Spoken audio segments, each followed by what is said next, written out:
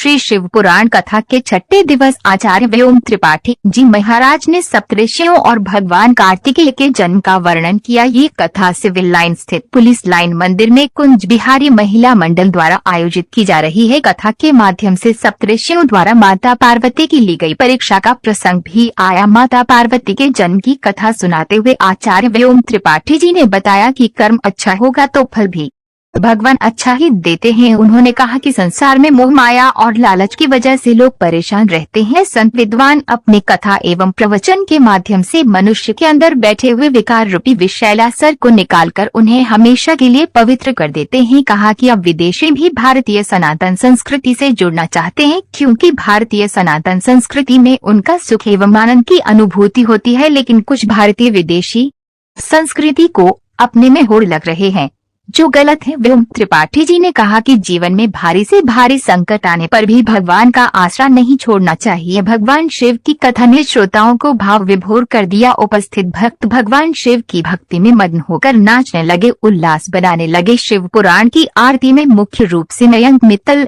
महेश जोशी, अशोक अरोड़ा, नीरू रस्तोगी, अध्यक्ष शशि अरोड़ा, उपाध्यक्ष उमा शर्मा, मंजू शर्मा, कोषाध्यक्ष किरण सिक्का, सचिव शिवानी शर्मा, शहर सचिव कंचन शर्मा, मानवी मुंजाल, प्रेरणा अग्रवाल, नीरू रस्तोगी, मीरा गुप्ता, अनु गोयल, शिक्षा गोयल, नेहा अग्रवाल, उर्मिल मित्तल, मीनू गुप्ता, चेतना खंडेलवाल, तारा खंडेलवाल, अंजू मेहरोत्रा, स्मृति सरदाना, अनु गोयल, रीता कत्याल, हेमलता गुप्ता, इंदु अग्रवाल, स्वीटी अग्रवाल, मंजू जोशी, अलका शर्मा, आरती अग्रवाल, रूबल टोड़ी, राजबाला मित्तल, नूतन बंसल, कौम आरती भटनागर, तनु अग्रवाल, सुशीला मोदी, सुदेश ढल आदि सहित बड़ी संख्या में श्रद्धालुओं ने उपस्थित रहकर धर्म लाभ अर्जित किया।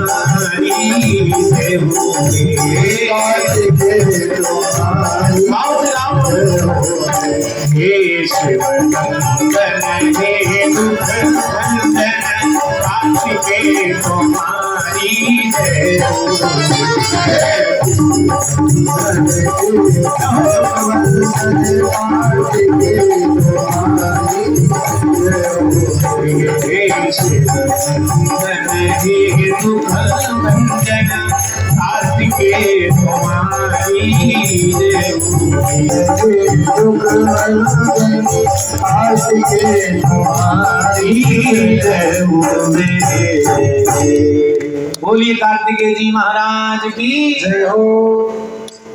श्री भाव को जब हम भोजन प्रदान करते हैं तो आशीर्वाद देंगे कि नहीं?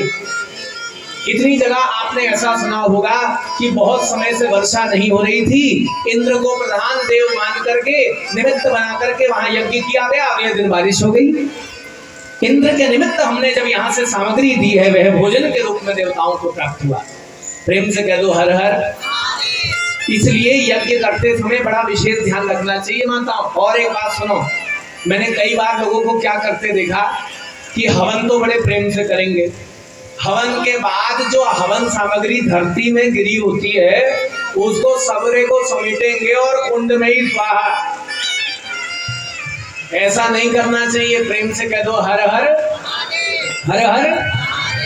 बताए वो भाग किसका है जो चारों तरफ गिरा है? भगवान शंकर का भाग है, वह रुद्र भाग है।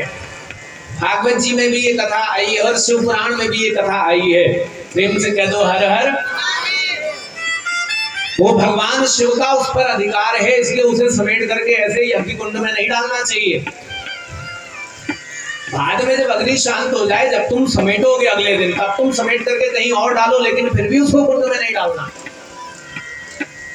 तो अग्नि के द्वारा देवता सब भोजन करते हैं।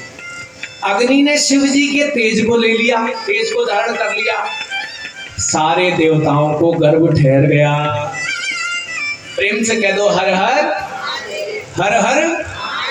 सब देवता आकर के भगवान शिव से प्रार्थना करने लगे, भोलेनाथ हमारी ये क्या स्थिति हो गई है, हमें अब इस परिस्थिति से, इस स्थिति से आप ही निकाल सकते हैं। शिव जी ने कहा आप मेरे तेज का वमन कर दीजिए।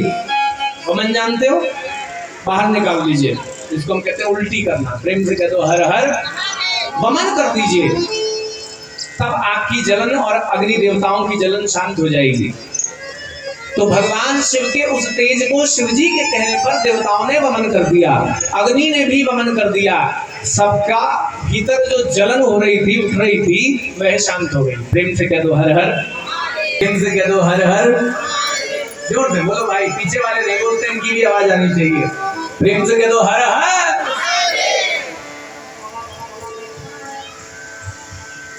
अग्नि ने नारद जी से प्रार्थना करी कि मेरी जलन अभी शांत नहीं हुई है, मैं क्या करूं?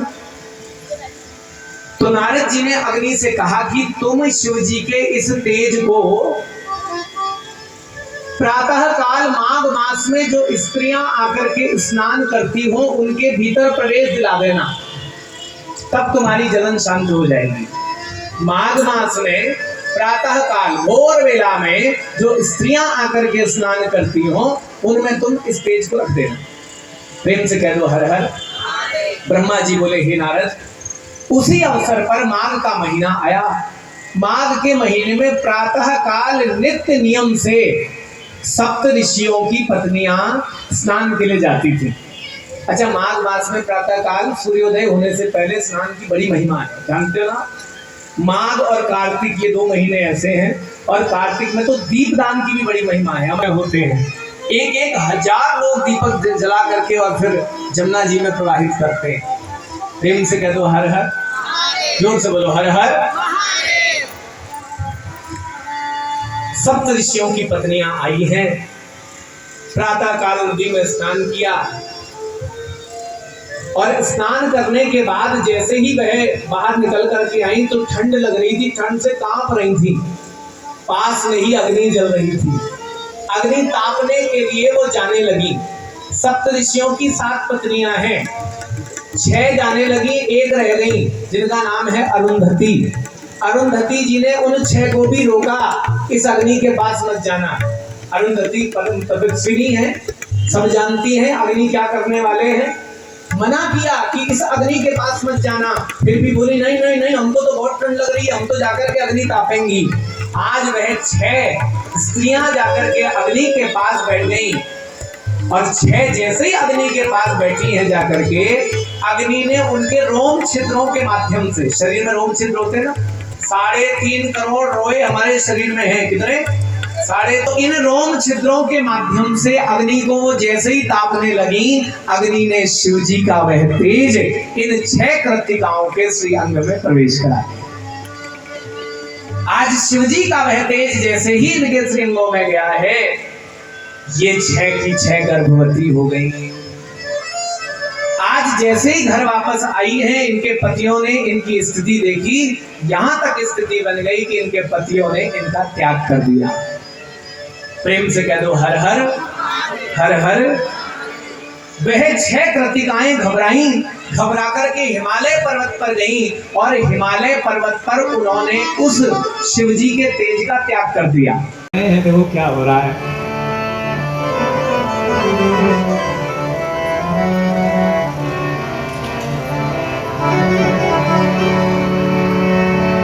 अरे करके विवाह भोला, करके विवाह भोला कोहबर में जाए, धीरे धीरे सको जाए, धीरे धीरे सको जाए, धीरे धीरे सको जाए, धीरे धीरे सको जाए, धीरे धीरे सको जाए, धीरे सको करके विवाह भोला, करके विवाह भोला, करके विवाह भोला, करके विवाह भोला कोहबर में जाए, धीरे